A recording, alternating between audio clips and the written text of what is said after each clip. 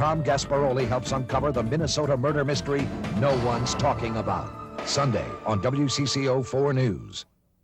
Tom Gasparoli takes us through time as one woman continues her special struggle to get the real story. Downtown Minneapolis, so much different today than when Marta Woodbury grew up here. She's 71 now, a retired research librarian and writer, often seen clutching this blue folder while she walks. And as she paces toward a place where history lives, the dusty images in that folder descend on her. You are one of the last people to talk about this. Right. Talking about the awful, anguished face of Edith Liggett as she knelt over the man she loved, bleeding and dying on the pavement below her. It's horrible, yeah. The man was Walter Liggett, a reporter who wouldn't quit criticizing the government and the underworld until he could criticize no more. He's a man of courage, maybe reckless courage. And he, Walter Liggett, was this little girl's father. Only 10 years old in 1935, her name was Marta. And Marta grew up, haunted to this day by what happened that day. This is Edith over my father's body.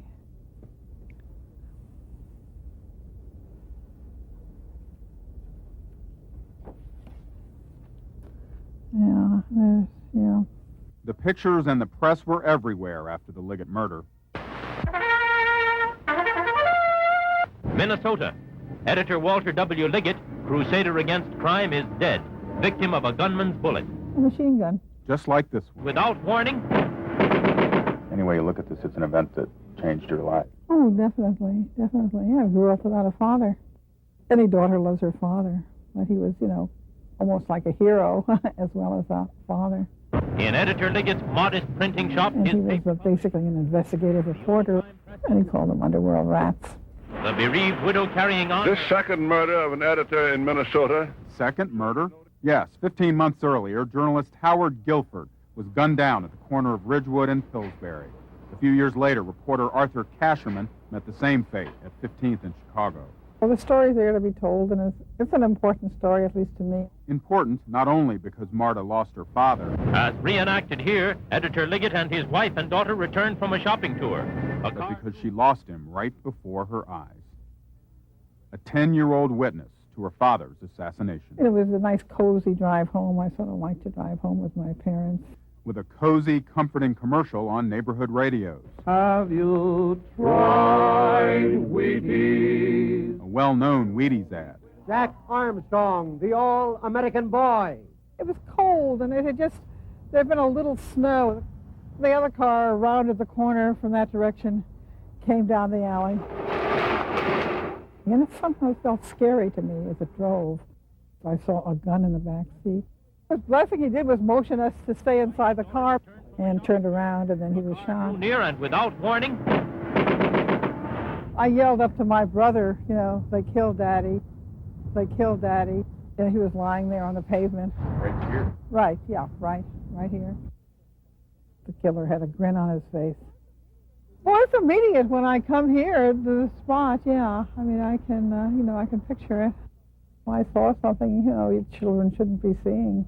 When I sort of trust my memories, but I haven't really explored their pain, the way some other people might. No, Marta Woodbury deals with her history in another way. She writes.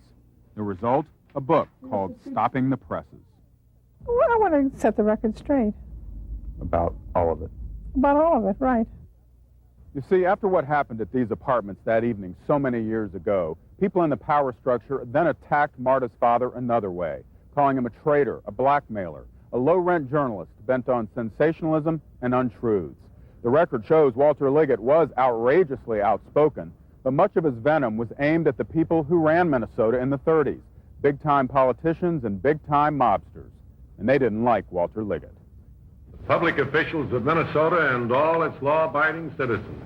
Then Governor Floyd Olson was a primary target, as was the man who allegedly ran the Minneapolis rackets, Isidore Blumenfeld, a.k.a. Kid Can. At the very least, Walter Liggett rattled them both. I have asked the Attorney General of the United States to send these so-called G-men in here. And I sort of feel a picture presented of my father as a blackmailing newspaperman is ridiculous. Hy Berman is a longtime professor and student of history at the U of M. once you get involved with gangster elements like that and you cross them up, you know, the consequences are, of course, terminal. The Minneapolis underworld has something to do with it.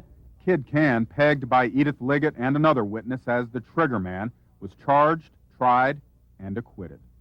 But Twin Cities crime historian Paul Maccabee reports 2 girlfriends swore that Kid Can had told them, yes, we had to kill Walter Liggett. We had to kill him. To this day, the murder is officially unsolved. Right, right. Her father chose to chronicle the chaos that churned in his time.